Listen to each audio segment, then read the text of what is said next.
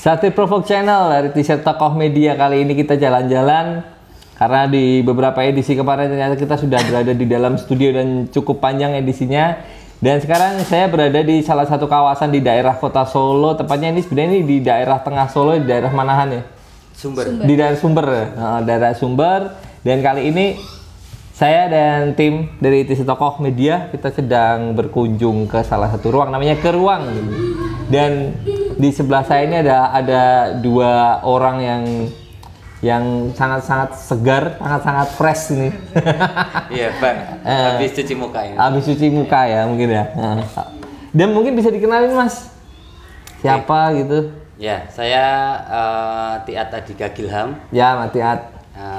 Kegiatan sehari-hari di Sanggar Anak Jati yang aktivitasnya itu di sini.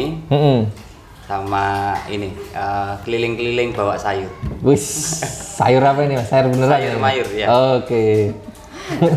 Saya Ade, orang tua dari Sanggar Anak Jati. Sekaligus juga saya ikut merintis sanggar ini.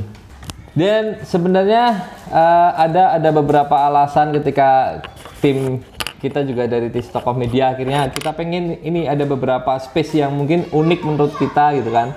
Ada space unik, mungkin bukan unik secara tempatnya ataupun unik secara apa ya namanya, secara space-nya itu sendiri, tapi juga kenapa sih harus bikin seperti ini gitu. Mungkin bisa dijelasin dulu untuk Sanggar Anak Jati itu sebenarnya apa dan dari mana, sejak kapan mungkin? Kalau untuk Sanggar Anak Jati sendiri awal mulanya kita bertemu itu di bulan Desember tahun 2019. Masih, oh baru kemarin ya berarti ya? Kemarin banget. Oh, makanya kan aku tadi bilang masih segar-segar ya, gitu. Masih seperti bibit lah. Gitu.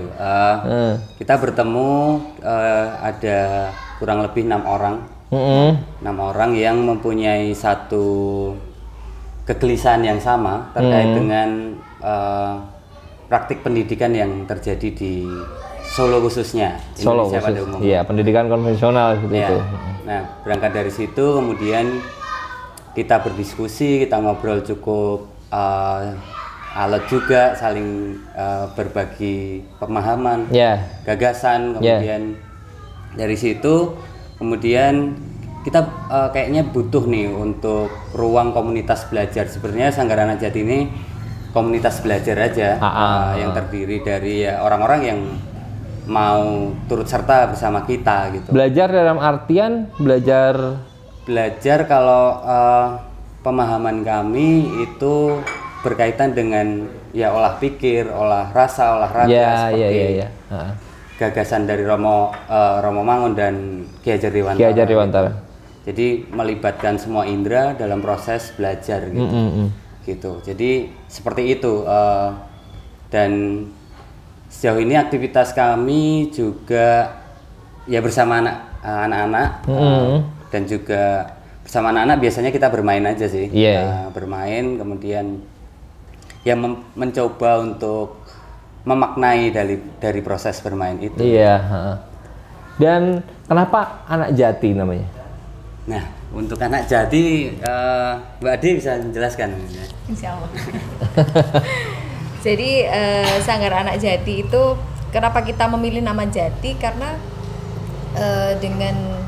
dengan harapan Jati itu kan kokoh ya. Jadi kita ingin kita menginginkan supaya apa yang kita lakukan di sini itu kalau anak yang berproses di sini dia akan tumbuh kokoh dan dia akan migunani lah. Buat sekitarnya dia akan ada banyak sekali kegunaan dia bagi lingkungannya, paling terutama kan di situ. Gitu. Mbak De, di sini memang ada nggak batasan usia atau mungkin nggak ada batasan usia di sini? Siapapun yang mau belajar di sini? Siapa aja bisa datang ya. Tapi sementara untuk sanggar yang saat ini terjadi adalah anak-anak seumuran 7-8 tahun. 7 sampai 8 tahun. Kalau boleh tahu apa sih yang membedakan pendidikan yang ada di sini dengan pendidikan konvensional yang ada di sekolah-sekolah yang pada umumnya gitu? Oke, gini ya. Jadi saya sendiri berangkat, anak saya emang tak sekolahin di sekolah formal. Udah setahun dia di kelas 1, saya merasa kok beban pendidikan yang dilalui oleh anak saya tuh kayak nggak terlalu berat ya buat saya ya. Kok kenapa dia harus belajar sesuatu yang pada akhirnya nggak akan dia pakai, yang dia juga nggak nyaman belajar hal itu kan. Iya. Belajar berangkat dari situ sih sebenarnya kita pengennya juga akhirnya saya dan suami memutuskan untuk berhenti, dan kami akan benar-benar fokus di sanggar ini untuk mengajak anak saya berproses bersama untuk menjadi manusia yang lebih baik lagi, seperti kayak gitu sih Mas sebenarnya. Apakah berarti ketika seperti pola pikir seperti Mbak Ade itu mungkin nggak Mbak bisa ditularkan ke ibu-ibu yang lain gitu? Bisa banget sih, saya kira yang gelisah tuh nggak cuma saya doang gitu loh, yang galau berkepanjangan tentang sistem ini tuh bukan saya doang gitu. Iya. Kalau kita ngomong banyak sekali yang sebenarnya kok gini ya sekolah, kok ngono ya sekolah, sebenarnya itu banyak banget, cuman karena mereka belum ketemu aja, mereka belum ketemu teman-teman yang sevisi, sefrekuensi, jadinya belum ketemu aja sih. Iya, tapi kalau Mbak Ade sendiri pernah nggak Mbak diskusi dengan sesama orang tua murid seperti itu? Ada nggak benturan-benturan yang, karena kan kalau kita ngomongin di masyarakat kita yang hari ini itu kan kebanyakan kan juga sudah tertanam bahwa sekolah itu ya begini gitu loh. Sekolah itu memang harus masuk pakai seragam jam 7 sampai jam sekian gitu. Benturannya itu gimana Mbak? Itu pasti menarik gitu. Iya pasti ada ya Mas. Jadi ada yang bilang sekolah opo rak cetho, iki sanggar opo rak ngundangkan gitu ya. Itu banyak banget kan. Tapi balik lagi kita nggak butuh pemikiran orang lain untuk buat kita jadi diri kita sendiri, itu aja sih kalau saya gitu.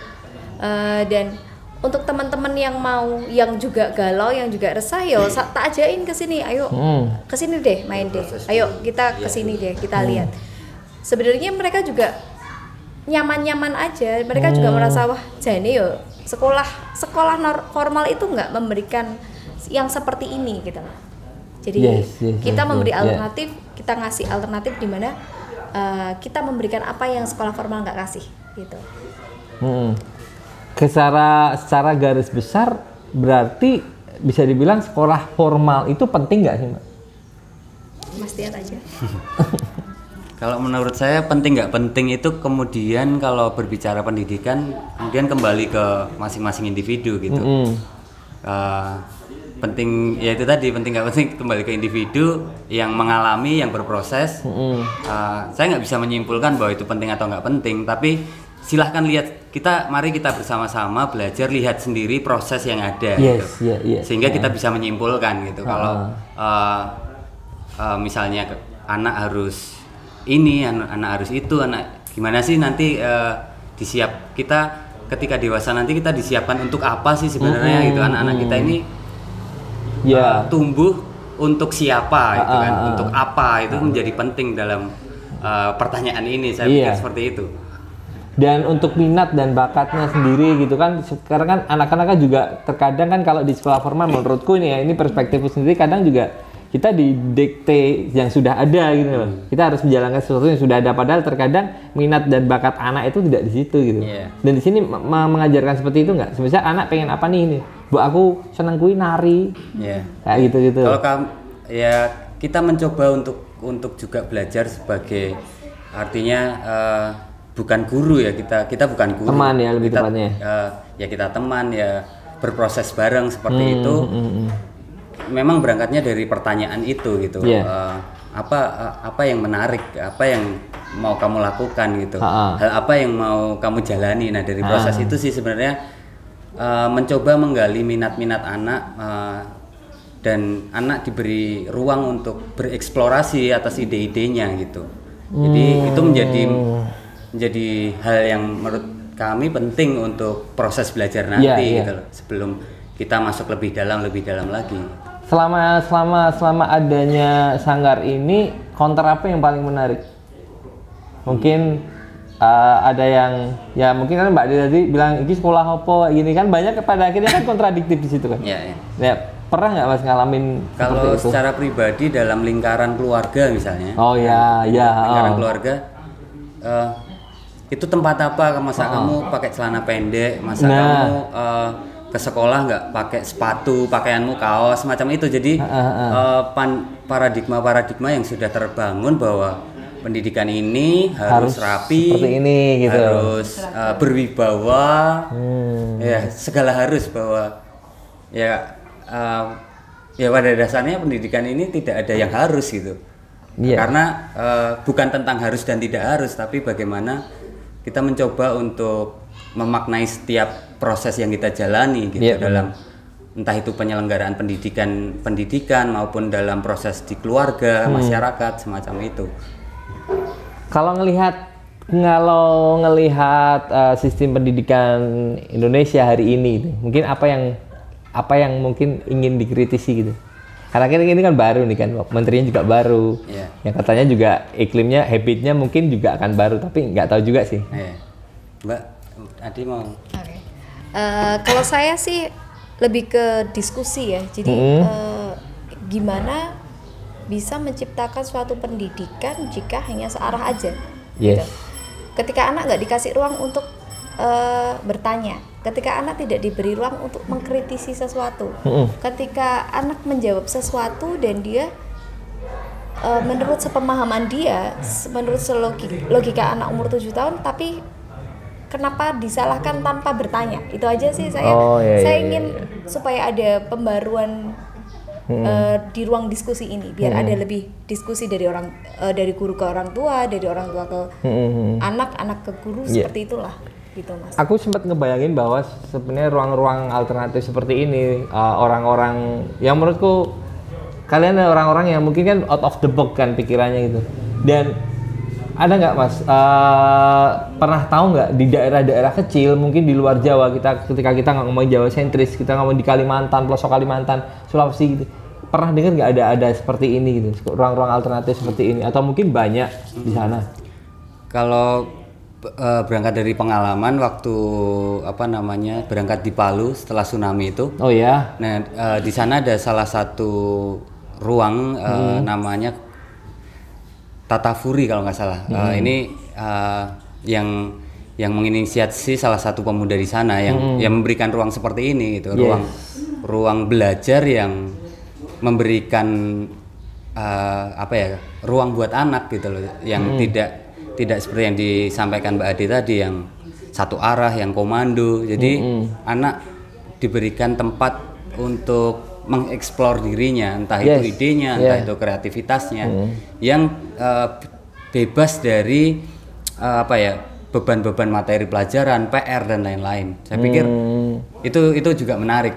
Jadi sebenarnya cuman ada beberapa ruang-ruang semacam ini sebenarnya, cuman mungkin belum terlihat saja gitu, atau media belum, dan mungkin juga sengaja tidak diekspos gitu. Menurutku sih seperti itu, karena itu bisa jadi ancaman untuk pendidikan formal yang mungkin kan ya itu udah terlalu kuat dan sudah terlalu mengakar di kita gitu loh. Kalau tadi ya menyambung Mbak Ade terkait dengan pendidikan Indonesia hari ini, menurut saya berkaitan dengan praktiknya itu ini nih banyak hal-hal yang sebenarnya nggak perlu, nggak esensial, tetapi itu diadakan gitu. Kalau kemarin saya sempat diskusi contohnya mungkin. Contohnya misalnya seragam, misalnya kemudian mengerjakan PR, misalnya buku paket yang nggak pernah kepegang. Atau misalnya kelas 4 SD mempelajari tentang lembaga negara misalnya. Nah itu apa relevansinya buat anak ini gitu? Apakah dia memang butuh? Itu kan yang menjadi pertanyaan reflektifnya. Misalnya seperti itu. Terus ya banyak kalau saya sempat diskusi sama satu kawan dia belajar tentang kajiannya Ki Hajar Dewantara. Nah dia menyampaikan ada salah satu profesor gitu, dia menyampaikan bahwa ada isomorphic mimicry gitu. Itu menarik menurutku, kebijakan ilusi gitu. Jadi seolah-olah keren ya kan. Pendidikan Indonesia mulai inklusi gitu kan. Inklusi yang seperti apa gitu. Nah itu semacam-macam ini loh. menteri kita ngomong tentang belajar merdeka. Tapi ya kita lihat aja di sekolah itu pelajaran masih ada nggak gitu. Sudah merdeka belum? Sudah merdeka belum gitu. Nah, apakah ini bisa ya mungkin ini berproses ya. Berproses, tapi memang arah untuk memberikan ruang itu ya ini yang perlu kita lihat, maksudnya ya mau kita tunggu ya nggak apa-apa, tapi ya terserah lah, kita mau nunggu boleh, nggak ya nggak apa-apa, tapi kalau mau jalan dengan jalan kita atau dengan membuat jalan sendiri misalnya ya kenapa enggak gitu. Iya. Gitu. Ya menarik sih ya sebenarnya cara-cara sistem berpikir seperti ini gitu, karena kan juga ya namanya juga alternatif ya kan.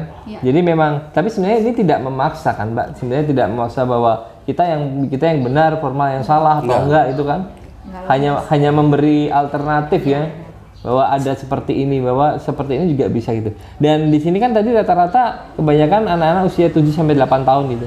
Menutup kemungkinan nggak semisal ada yang lebih tua dari itu mungkin. Karena kan kalau kita ngomongin tentang masalah pendidikan kan itu kan berjenjangnya panjang banget gitu. Kalau semisal ada yang pengen ke sini ataupun SMA lah minimal gitu, ataupun orang kuliah gitu. Pada prinsipnya gini sih, pada prinsipnya bukan boleh nggak boleh, tapi lebih bagaimana. Jadi kita kan kalau penyelenggaraan ini kan tidak lepas dari peran orang tua. Nah, peran orang tua seperti apa? Apakah orang tua paling tidak mau terlibat? Mau terlibat itu artinya mau belajar juga. Itu yang menjadi salah satu yang perlu dipikirkan. Kemudian yang kedua, anak itu nyaman nggak? Kalau anak nggak nyaman ya ngapain gitu loh. Itu penting karena cara bikin, semisal nih aku punya anak dan nggak nyaman di sini, ada nggak treatment untuk aku iso gawe kue nyaman, atau mungkin nek nggak nyaman ya wes nggak usah, atau cuma sebatas itu? Atau ada treatment biar anak itu nyaman gitu loh? Kalau untuk treatment enggak sih ya Mbak ya. Tapi lebih ke kebebasan anaknya ya. Main dulu aja gitu. Karena kan memang kalau kita ngomong ya siapapun ya, nggak cuma anak, pertemuan pertama itu biasanya nggak langsung gitu kan. Langsung klik ya. Ya kalau beberapa waktu lalu ya bermain aja, main ular tangga, main menggambar, kemudian membuat gelembung air misalnya. Jadi apa aja yang bisa dieksplor di sini ya monggo gitu. Nanti biasanya ya dengan orang tua biasanya kemudian kita ajak ya sedikit berefleksi lah gitu. Berefleksinya ya tanya santai aja, ngobrol sama orang tua sama anaknya gimana di sana, seneng nggak, kalau ya gitu sih. Jadi lebih ngalir aja sih. Jadi treatment yang lebih fleksibel ya. Tapi kalau Mbak Ade sendiri bisa dibilang guru atau pengajar atau gimana Mbak? Aku sebenarnya aku penasaran. Yang aku penasaran adalah gimana sih Mbak ngajarin si anak itu gitu loh. Maksudnya kan ini kan bukan pendidikan formal. Lah itu gimana gitu loh? Jadi gini, kalau di Sanggar ini aja ya kita ngomongnya, di Sajati itu fasilitatornya utama ada 2, yaitu Tiat dan Mas Danang. Nah, saya di sini selaku fasilitator yang nanti kita akan masuk ketika kita sebagai yang ketiga ya. Jadi ada 1, 2, 3, 4 yang lain adalah fasilitator yang akan menggenapi mereka berdua gitu. Menggenapi mereka berdua gitu sih. Jadi untuk mengajarinya kita nggak, Mas, kita tuh nggak mengajarkan sesuatu yang benar-benar iki loh matematika kalau yang ini itu tuh nggak kayak gitu. Terus gimana gitu? Gini deh, kemarin kita ngomong yang kemarin aja ya, kejadian kemarin mereka itu anak-anak tuh tiba-tiba ada ide bikin gelembung sabun. Jadi di situ kan dia bisa belajar, kan bukan cuma dilihat, kalau orang lihat dolanan sabun ngopo iso ya kan, tapi kalau yang kita lihat kan nggak gitu.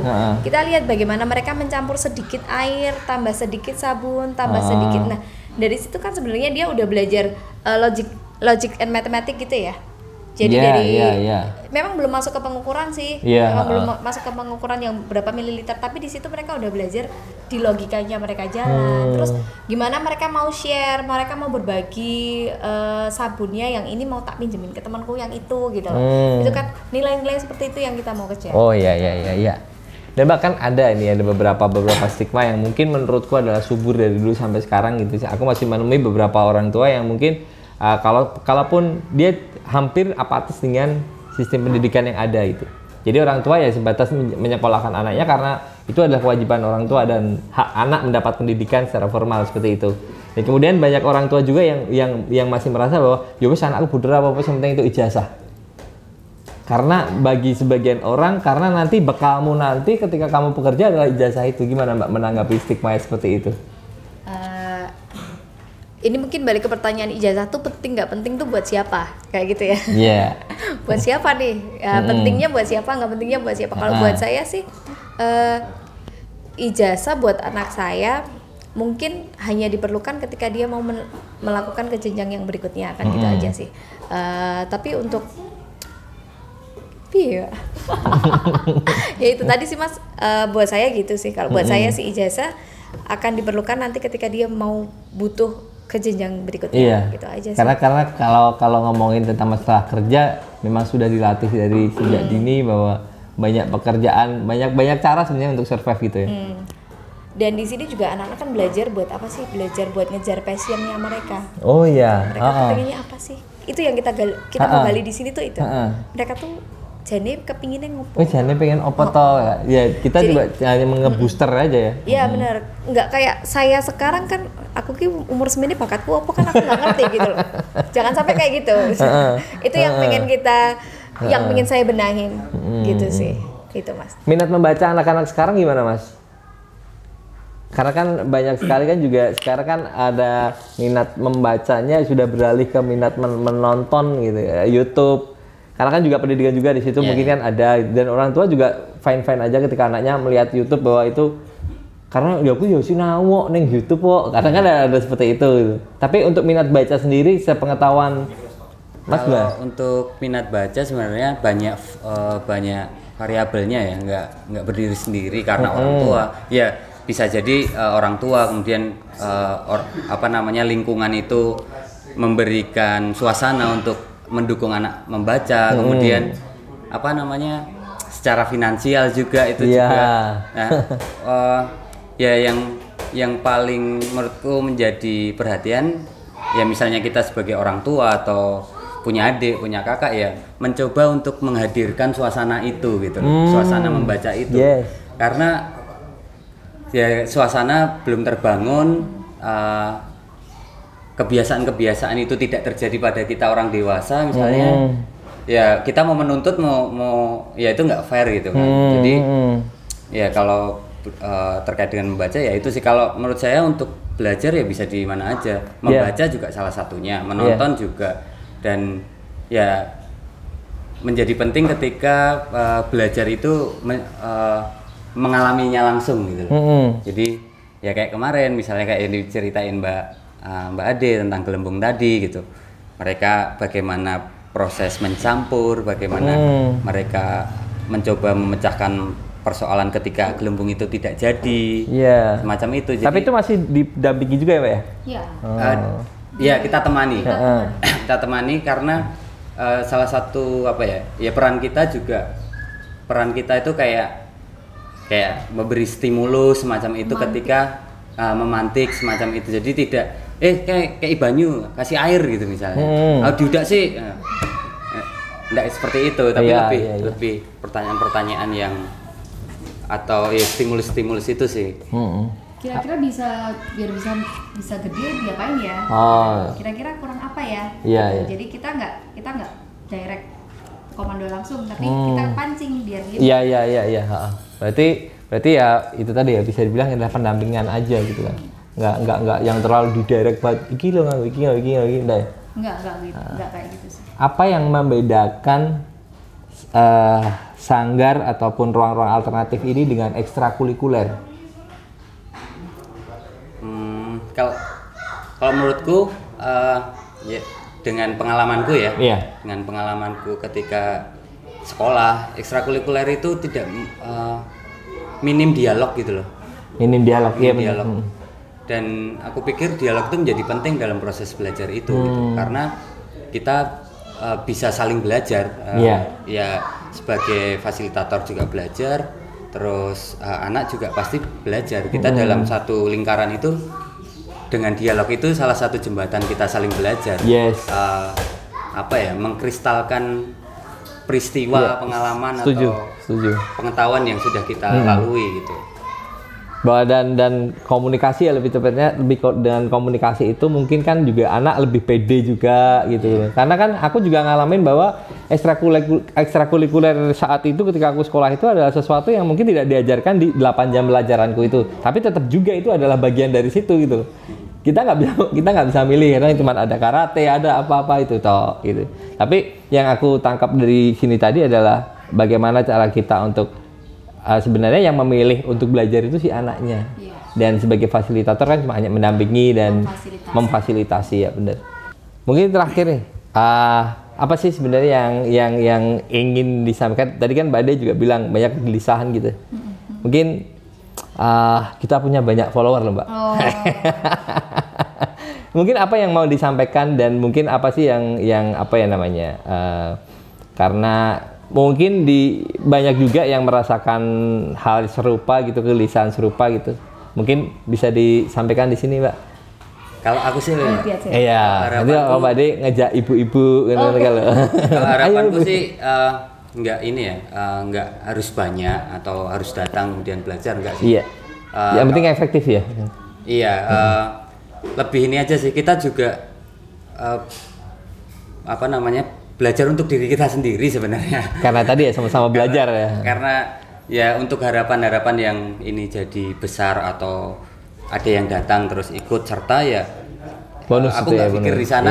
Maksudnya kita jalani hari ini, artinya tetap berproses, tetap dengan nilai-nilai yang kira-kira kita pegang gitu lah. Yang kemudian ya kita bisa saling belajar, kita bisa saling bersinergi. Syukur-syukur kita bisa bekerja sama, kolaborasi seperti teaser tokoh ini. Pasti. Mbak Ade mungkin terakhir, tapi lebih ke orang tuanya, Mbak. Lebih ke pesan ke orang tuanya atau ibu-ibu PKK yang mungkin nonton sekarang ini, yang sekarang baru ribet masalah kartu Indonesia Pintar, gitu ya, donasi dan lain-lain itu mungkin. Jadi nggak usah bingung-bingung, jangan galau berkepanjangan lah, ntar jadi kayak saya.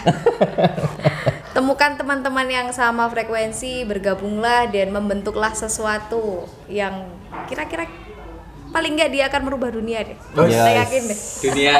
Dunia kita sendiri ya. Iya. Dunia kita sendiri gitu ya. Dan terima kasih banyak, sukses terus, semoga lancar ke depannya untuk Sanggar Anak Jati. Terima kasih banyak, panjang umur untuk semua hal-hal baik.